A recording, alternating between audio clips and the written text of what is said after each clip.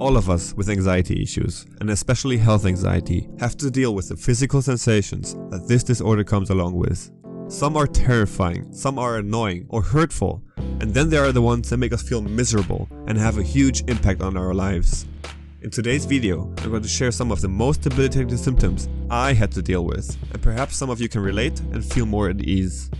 The top of the list, of course, has to be the hypersensitivity to bodily changes, or changes in my surroundings in general. Every little twitch, ache, rash, mole, or anything that I wasn't fully aware of before would completely freak me out.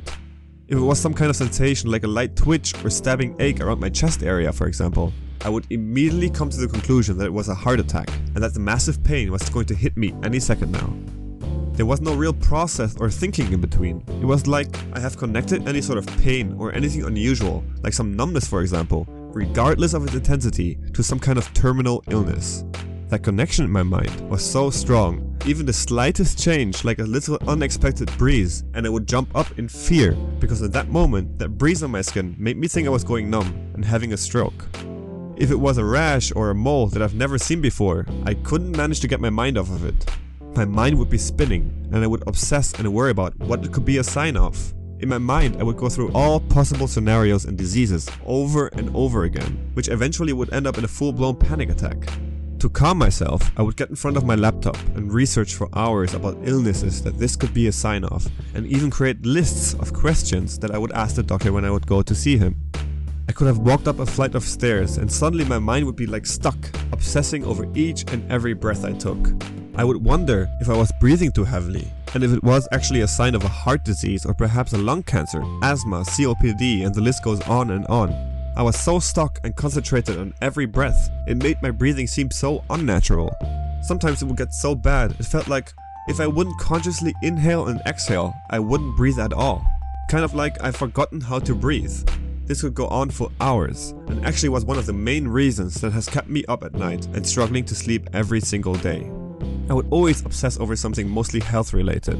It could have been the breathing, listening to my heartbeat, feeling my pulse on my fingertips. There would always be something occupying my brain that wouldn't let me rest and even get the adrenaline pumping and get me all fired up again.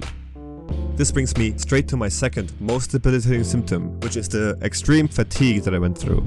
It was terrible and absolutely crushed any bit of joy in my life. My eyes would have this constant burning sensation, would feel itchy, and were often red and dry. I really always felt tired. Once I stepped a foot out of the door to go to work, to the supermarket, or go to see a friend, basically anything, I would feel this overwhelming wave of fatigue halfway knocking me out. My eyes would feel heavy and it felt like I could fall asleep on the spot, which I actually often did try. I cancelled everything, turned around, went to my bed and tried to sleep. In those moments I would feel so tired, but at the same time extremely wired. Lying there, all alone in my bed, without any distractions, my imagination and fears took over. Every new thought that popped up acted like a little burst of energy that accumulated over the minutes or even hours I was lying there. All of a sudden, I went from being tired to high anxiety mode, and sometimes even to having panic attacks. And so, proper sleep was out of the question. This cycle would repeat itself over and over again, day in and day out. My terrible sleep and the high anxiety brought on extreme pain and tension throughout my whole body. It was hard and felt like a rock. I had all these knots on my back, and really everything hurt. I would have sharp shooting pains in my arms, a crushing sensation in my chest, headaches radiating from my neck, numbness in my fingers and face, and a general feeling of soreness 24/7. You can imagine that for someone as hypersensitive to bodily sensations as I was, this muscle tension is a horror scenario and is a combination made for disaster. I felt so uncomfortable from the tension, and it created symptoms. These symptoms fired up more stress, and round it went. The achy and sore feeling kept me up at night, not being able to think about anything else than my pain and suffering. I was unable to get proper sleep, and without that much needed rest, I would wake up the next day feeling even worse.